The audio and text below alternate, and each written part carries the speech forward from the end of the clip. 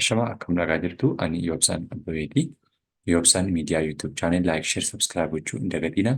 Egaa akkuma yeroo darbee barnoota gosa adda addaa waliin ilaalaa turre har'a immoo boqonnaa 5ffaa barnoota saayinsii naannoo kutaa 3ffaati yookiin kan elementarii jechuudha.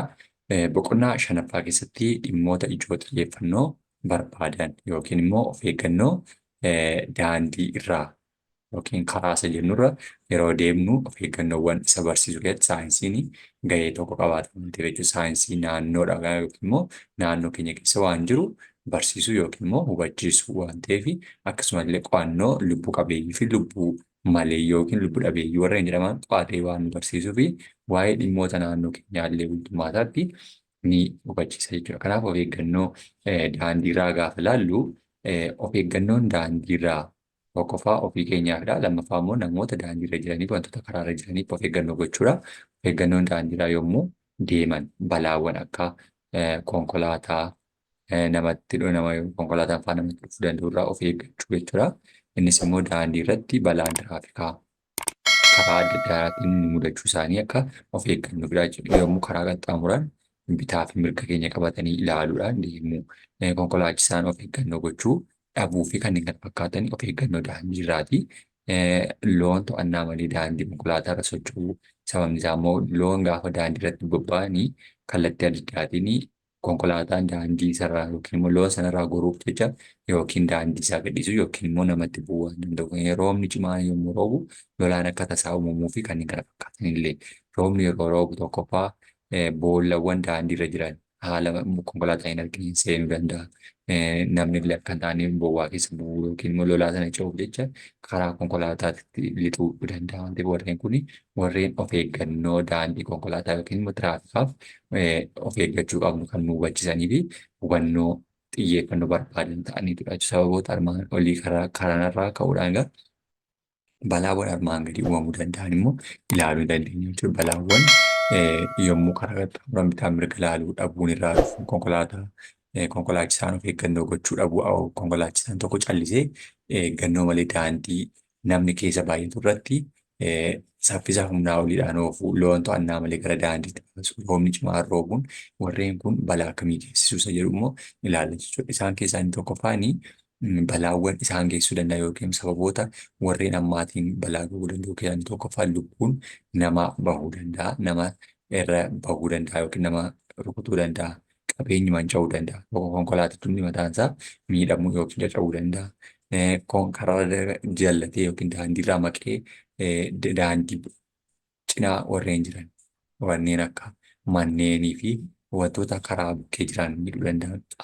Qaama miidhaa qaamaa mudachuu fi kanneen kana fakkaatan geessisuu danda'a. Balaawwan konkolaachisaan of eeggachuu dhabuu bitaa mirga keenya eeggannoo malee isaan deemu kunaaf fakkeenyaaf makiinoon tokko waa walitti bu'ee inni kabraallee dhufee waan kallattii adda addaatiin meeqa walitti bu'ee makiinaan shawwarru kutee jira jechuudha. Akkuma kana balaan namoonni keessa jiran akkasidha. Kun of eeggannoowwan daandiirraa taasifamuuf balaa konkolaataan gahuu fi karaa maddoota kan ta'an keessaa muraasadha jechuudha. Inni kan biraan balaa tiraafikaa naannootti nama quunnamuu danda'u haala kamiin ibsuun ni danda'amadha. Balaawwan daandiirraa karaa adda addaatiin ibsuun ni danda'ama. Isaan keessaa immoo yommuu daandii qaxxaamurru yookiin immoo yommuu daandii tokko gara tokkotti kallattii tokkorraa kallattii biraatti ta'uuf jennu bitaa mirga keenya ilaallachuun of eeggannoon deemu. Kallattii keenya bitaa mirga keenya beekuu bitaa mirga keenya kallattii konkolaataan irra deemuu fi kallattii konkolaataan duubaan itti dhufu beeknee tarkaanfachuun dirqama. Karaa yommuu qaxxaamuran yaadaan gara biraa deemuu dhiisuu. Yaadaan iddoo biraa yaadaa yookaan daandii qaxxaamurrate balaa konkolaataa saaxiluu danda'a. Bilbiloota harkaa tuttuqaa deemuu, nama waliin haasaa deemuu, kallattii hin barbaachisne ilaalaa deemuu daandii irrattii fi qarqara daandii irratti taphachuu. Qarqara daandii irratti taphachuu fakkeenyaaf kubbaa yeroo taphannu qarqara irratti taphanna yoo ta'e yoo ijoollee waliin wal ariinee taphanna yoo ta'e osoo hin beekin makiina jala bu'uu akkaataa dandeenyudha jechuudha. Daandiiwwan tiraafikii hubachuun hojiirra oolchuu. Daandiiwwan tiraafikaaf eeyyamamoo ta'anii fi eeyyamamoo hin taane. Konkolaataan karaa kamiin deemuu danda'a, namni karaa kamiin miilaan deemuu danda'a, loon karaa kamiin deemuu danda'u isa addaan baasnee beekuun illee dirqamadha jechuudha. Warreen kun warreen balaa sana oolchuu danda'a yookiin immoo xiqqeessuu danda'an jedhamanii ilaalamuu danda'u. Yeroo daandii irra miilaan deeman qarqara bitaa qabatanii deemuu kunoo sarara adiidhaan yookiin immoo zabraa jennu sanarra ce'uu akkasuma immoo bitaa keenya qabannee ce'uu sababni bitaa keenya qabannee deemnuu fi konkolaataan kallattiin nutti dhufu karaa nuti argaa jirru fuuldura keenya waan duuba keenya nutti fuulduraa waan nutti dhufuuf irraa goruuf nu salphata. Yoo garuu mirgarraa hin deemna ta'e konkolaataan duuba keenyaa waan dhufuuf kallattii konkolaataan irra nutti dhufe sana arguu hin dandeenyu jechuudha. Balaawwan kana xiqqeessuun nu fayyada. Karaa konkolaataa yommuu qaxxaamurru mallattoo zebraa yookiin immoo adii qabu sana tiraafikii sirriitti hubachuudhaan ce'uu ifawwan yookiin laayitii isa jennu gosoota laayitii ifanii konkolaataa isa kamtu darbuu qaba isa kam kallattii kamii ce'isuu qaba isa jedhu sana hubachuun illee nu barbaachisa jechuudha. Warreen kun warreen of eeggannoo jechuudha. Inni kan biraan of eeggannoowwan xiyyeeffannoo barbaadan yookiin hawaasummaa keessatti HIV AIDSidha.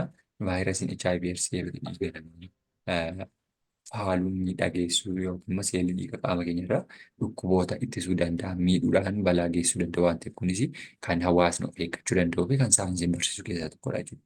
Seelonni kun immoo yoo miidhaman qaamni keenya dhukkuboota adda addaa ofirraa ittisuu dhiisuu danda'u jechuudha. Kanneen dhukkuba qaamota seelee dhiigaa adii warreen jedhamanii isaan sana miidha waan ta'eef jechuudha.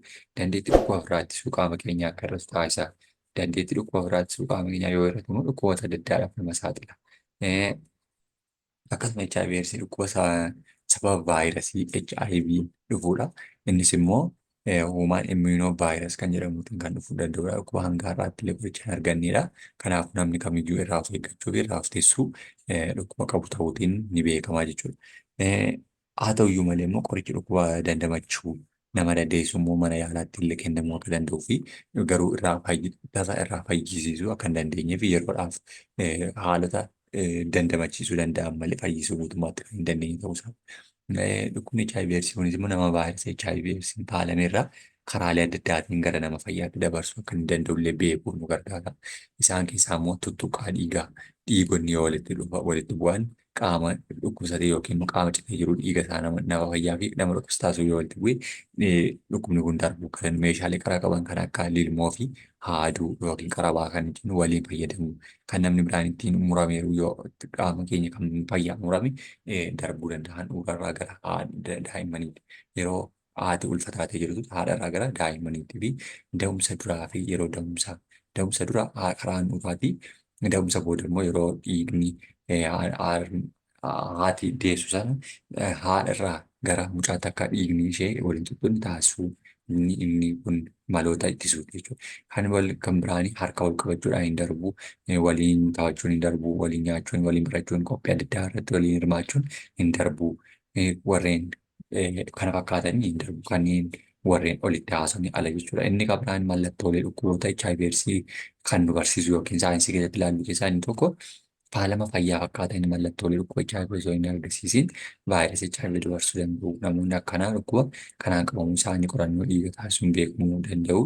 Erga vaayirasii HIV faalamanii booda mallattoolee armaan gadii agarsiisuu hin danda'u. Isaan keessaa immoo ho'i qaama irra deddeebiin dabaluu, dhukkubbii mataa yeroo dheeraa namarra turuu, qufaan yeroo dheeraaf turuu, ulfaatinni qaama isaanii irra dadhabinni itti dhaga'amu yookiin humna dhabuu, garaa kaasaa, madaa'uu afaan keessaaf kanneen kana fakkaatan immoo mallattoo namni kun dhukkuba kanaa qabamu kan nu hubachiisudha. Mallattoo ittisasaa yoo jennu immoo kan ittiin ofirraa ittisuu danda'an meeshaalee qaraa qaban waliin fayyadamuu dhiisuu, dhiiga hin qoratamne waliif kennuu dhiisuu yookiin dhiiga gumaachuudhaaf qusachuu, walqunnamtii saala daangaa hin qabne irraa of qusachuu fi kanneen kana fakkaatan yookiin immoo nama hunda waliin walqunnamtii saalaa gaggeessuu dhiisuu warreen kun warreen maloota ittisa isaaniiti jechuudha. Kana fakkaata jechuudha. Boqonnaan 5ffaa fi inni xumuraa kana fakkaata jechuudha. Of eeggannoo yookiin xiyyeeffannoo gochuu qabnu tokkoffaa irratti eegumsa tiraafikaa yookiin konkolaataa fi kallattii ittiin of eegnuu fi kallattii balaa inni ga'u hubachuu dhukkuba HIVdhaan kan dhufan mallattoowwan isaa beekuu fi kallattii ittiin ofirraa ittisuu dandeenyu kallattii ittiin daddarban beekuuf nu gargaara jechuudha. Boqonnaan deebiiwwan yookiin immoo gaaffiiwwan isaa keessatti immoo xumuraataa jechuudha. Kan sirrii ta'e dhugaa yookiin soba jechuun deebisiidha. Namni miilaan deeman daandiirra cinaa karaa bitaa isaanii qabatanii deemuu qabu. Miilaan deemu taanaan eessarraan deemuu qabu, bitaa isaaniirraan deemuu qabu. Deebiin keenya dhugaadha jechuudha. Inni lammaffaan daandii qaxxaamuruuf iddoo mallattoon zebiraa jiru fayyadamuun barbaachisaadha. Kunillee dhugaadha. Sababni isaa immoo daandiin kallattii hundaan cabuu hin dandeenyu waan ta'eef jechuudha. Sadaffaan HIV AIDS dhibee abaarsaan dhufuudha. Kuniin sobadha. Abaarsaan osoo hin taane kallattiin ittiin dhufu gubbaatti ilaallee HIV/AIDS waliin taphachuun ni daddarbaadha. Kunillee sorry, ni soba. HIV/AIDS waliin taphachuun ni daddarbaadha. Kunillee sobaadha. Waliin taphachuun osoo hin taane dhiiga nama dhukkubsatee jiru yoo itti bu'ame gara nama fayyaatti darbuu waan danda'uuf illee waliin taphachuudhaan yookiin waliin nyaachuudhaan waliin bashannanuudhaan ni darbu. Namoota dhibee HIV/AIDSiin qabaman waliin meeshaa karaa qabu walii fayyadamuun rakkoo inni qabuudhaaf illee sobaadha. Ni qabaata. Sababni isaa immoo dhiiga walitti bu'ee taanaan dhiiga namni tokko ittiin fayyadameeru qabaa yookiin haaduu ittiin fayyadameen fayyadamuudhaan darbuu danda'a jechuudha. Inni gaaffiin gara lammaffaatti gaafa deemu gaaffilee armaan gadiif deebii sirrii ta'e filachuun deebisiidha. Qubee deebii sirrii ta'e filachuun deebisii gaafa jedhu gaaffiiwwan gaafataman keessaa deebii kan isa ta'e jechuudha. Innis immoo maal jedha namni HIV/AIDSiin faalaman mallattoo akkamii argisiisuu danda'u ho'i qaama irra deddeebiin dabaluu sirriidha. Sababni isaa ho'iinsa qaama guddaa qofaa yeroo dheeraaf irra turuu sirriin ta'a. Ulfaatinni qaama saffisaanii irra jechuun ta'a. Deebiin keenya dahaadha. Hundi isaaniiyyuu deebii ta'uu danda'a mallattoo isaati kan deebii. Kan torbaffaa irra jiru dhukkubi HIV/AIDSii nama vaayirasii HIV faalame irraa karaalee kamiin daddarbuu danda'a. Karaa waliin deemuu yookiin waliin socho'uudhaan darbuu kuni sobadha. Tuttuqaa dhiigaa hin ta'a hin darbaa. Waliin taphachuu hin ta'uu. Waliin nyaachuu hin ta'uu. Kanaaf deebiin keenya ba'aa deebii ta'a jechuudha. Inni karaa sanaan darbuu kan hin danda'udha. Warreen kaaniin hin darbu. Inni saddeettaffaan sababa balaa tiraafikiif miidhaa akkamiitu qaqqabaa miidhaawwan tiraafikaa yookiin balaa konkolaataatiin gahuu danda'an keessaa isaan duraa jechuudha. Yookiin immoo warreen balaan ittiin dhufuu danda'an keessaa inni tokko lubbuun namaa bahuu, lubbuun namaa darbuu ni danda'a balaan konkolaataan geessuun yookiin walitti buutiin yookiin immoo nama dhabuutiin qabeenyi barbadaa'uu danda'a. Sirriitti konkolaatichi bantaa manca'uu danda'a. Beelladoota irra miidhaan gahuu danda'a. Beelladoota irraa qorrisiisutti nama miidhuu danda'a. Beelladoota kan biraa miidhuu danda'a. Deebiin keenya hundaadha jechuudha. Hundi isaaniiyyuu deebii ta'uu danda'u jechuudha. Gaaffii saddeettaffaan kana fakkaata.